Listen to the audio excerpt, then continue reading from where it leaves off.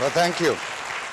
Thank you very much. I had never actually expected there would be so many people in Traverse City. I've never seen so many people.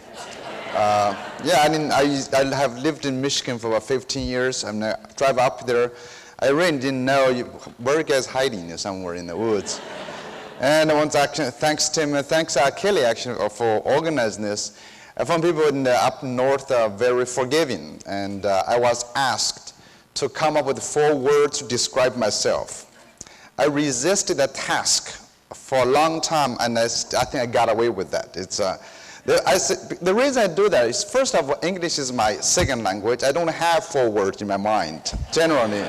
I gotta go to Google and find them first. But a real reason is that I generally resist putting down words, because as a professor, as a writer, whenever I put down words, I want to change them.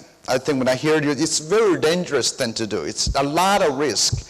I refuse to give them PowerPoint, but once I put down, I want to change, because I don't know what 4 words would describe me today. You know, they asked me 2 weeks ago. I had no idea what would it be like today. So I resisted long enough. Thank you for giving me that autonomy. But that's what we do, generally speaking, in our life. Whenever you face a piece of blank paper, you don't want to put a line on it. Once you draw a line, you've defined it. Then you've reduced your possibility of doing other things. That's why in all my life, whenever my wife asks me to do something, I don't try to do it. Because I did something, I can. That's what we call that's historical, you determine your historical path. Do you notice that? You know it. So what I want to talk about today is that whatever we do, we are actually defining our future, then you're undoing your other potential. So that's why I admire the 3 speakers before me that talk a lot about leadership, risk, and innovation. All of those things are dangerous things to have. So I'm not a professor, I resist any of those things, okay? Now, I'm trying to figure out which, okay, good.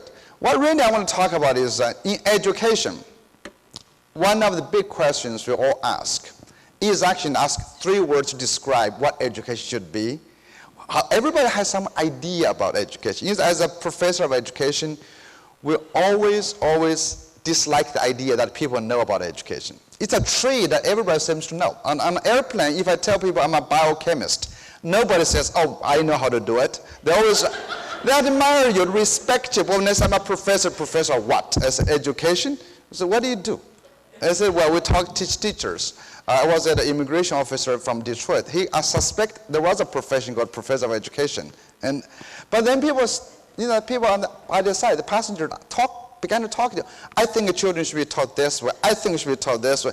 Everybody becomes a professor of education. So there's no trade secret in our domain. That's the problem. So now when I get on the airplane, I tell them I'm a professor of astrophysics.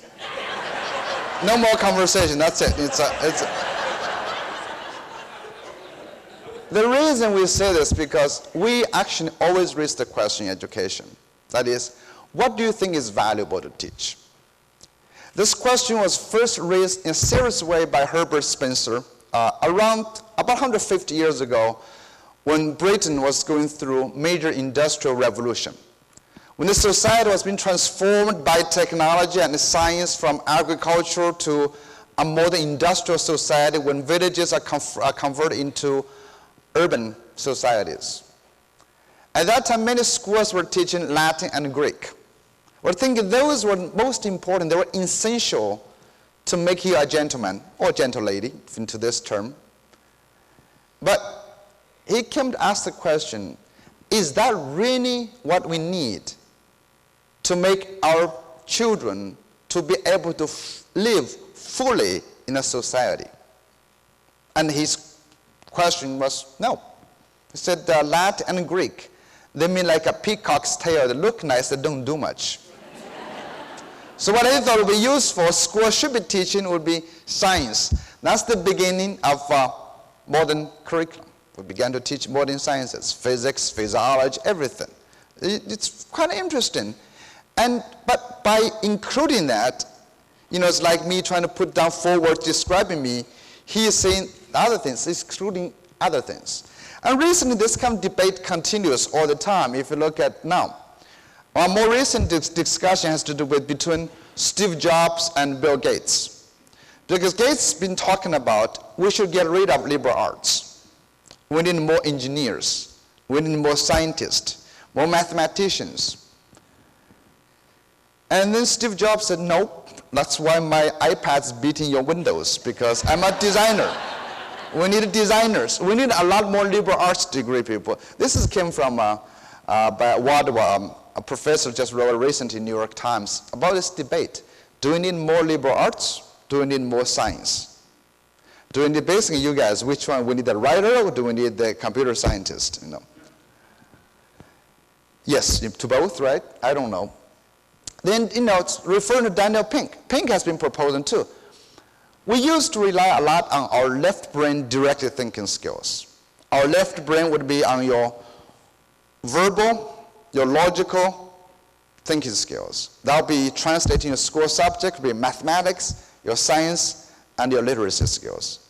But as it knows, the jobs that require those talents are being made less and less valuable in the United States or in developed countries because of the 3 A's. Number one is Asia, because those jobs that require left brain directed thinking skills can become routine jobs.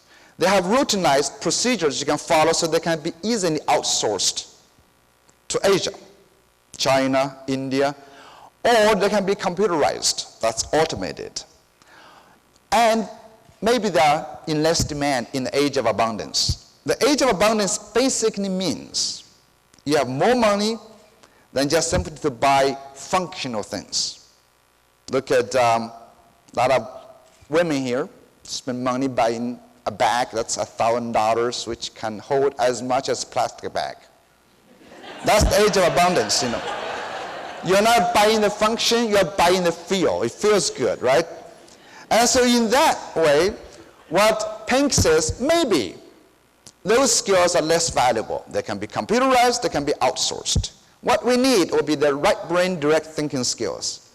That will be including about the ability to design, ability to tell stories, ability to understand emotions, ability to entertain, ability to understand meaning. So what he is arguing is that maybe we should shift to the right brain thinking skills. That's more holistic, that's more simultaneous, that's more human. So Pink's prescription is that left brain versus right brain. Then in education, we've been debating about this for all the time. You read in the news, American students always rank below many other countries on test scores. In mathematics, in science. In 2003, there was a study called TIMSS.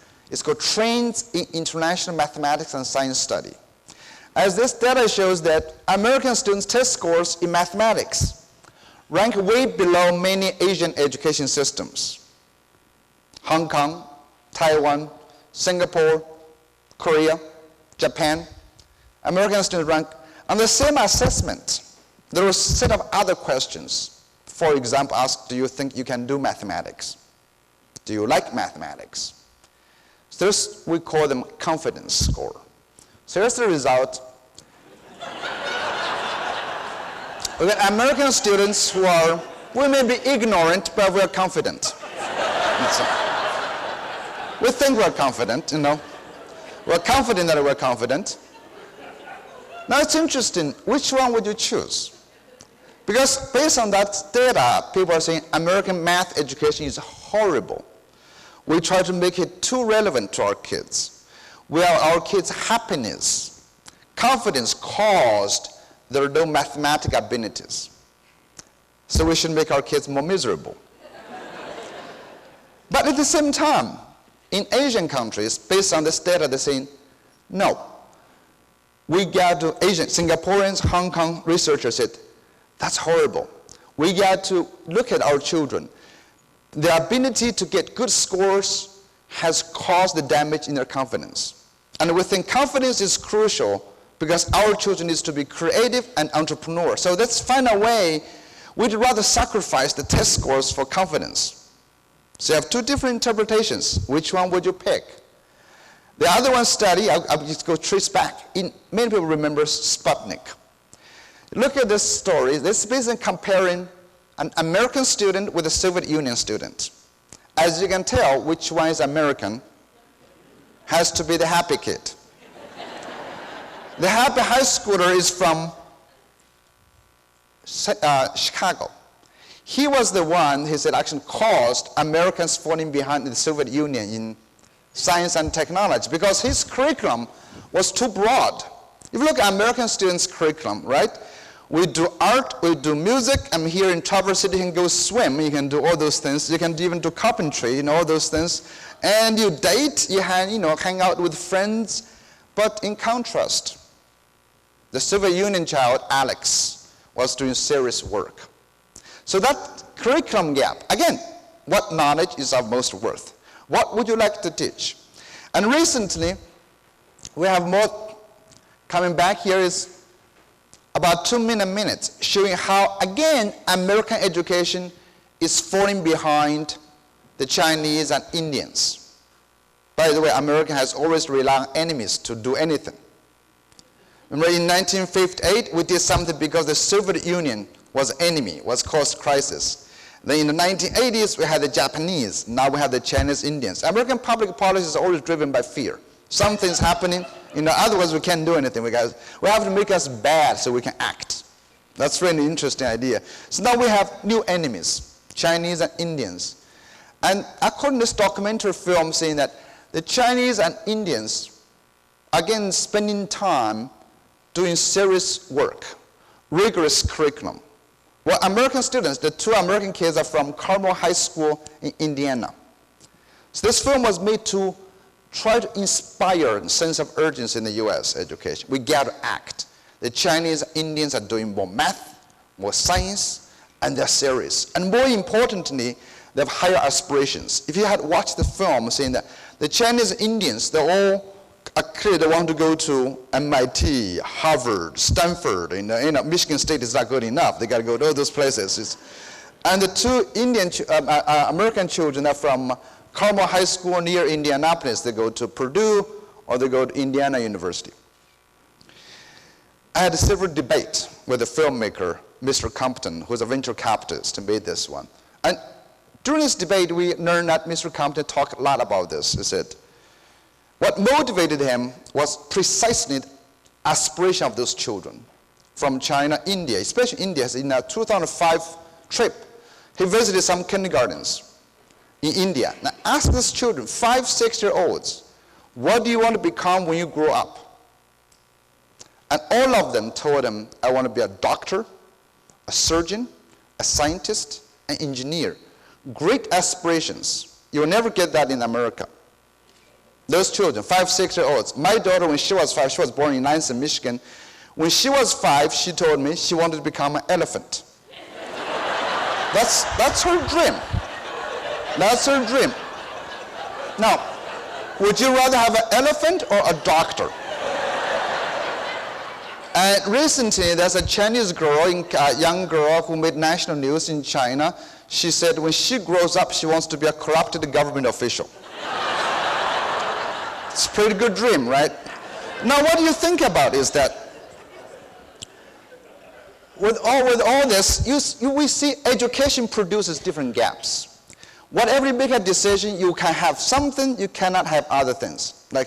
So America is worried about China's high score on the PISA, that's an international assessment.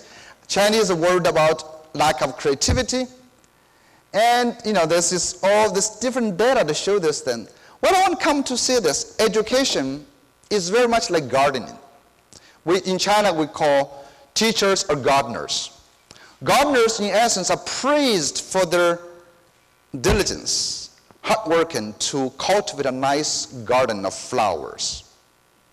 Teachers are praised for the same reason we cultivate our students. But we forgot one thing, all gardeners are dictators. They make selections. They decide what's worth cultivating, what needs to be weeded out. Education and teachers, we all do that. That's the problem with today's education. I think today's education, When you think about this in the US and other places, we have this problem while trying to bet on the future, trying to predict what the future job market will be like, what employers want. So we reduce all the human diversity individual into a few employable skills. We try to bet on the future. And the problem with that is that traditionally we may be able to bet, but from the speakers just heard, but maybe that's not quite possible now to bet on the future. Just because remember this one thing, the Stone Age did not end because they ran out of stones. Technology, globalization changes. So what I would propose, instead of trying to force me to write down 4 words to describe myself, instead of trying to trust some arrogant, self-righteous body of government or adults to prescribe a curriculum that reduces our individual talents or diversity into some employable skills which may or may not be needed in the future, education should start from the children themselves. And it's possible. That's why I would say we should treat our children as entrepreneurs. What are entrepreneurs? Entrepreneurs are risk takers. Entrepreneurs capitalize on their strength. Therefore, education should be cultivating students' strength, not trying to fix their deficit. That's why education should not be standardized. Education should always start from the child. And when every child is willing to take the risk, take the responsibility and manage their own learning, manage their own life as their own enterprise, and then develop a global perspective, one way or another, they will live a fulfilling, happy life. Thank you. Thank you.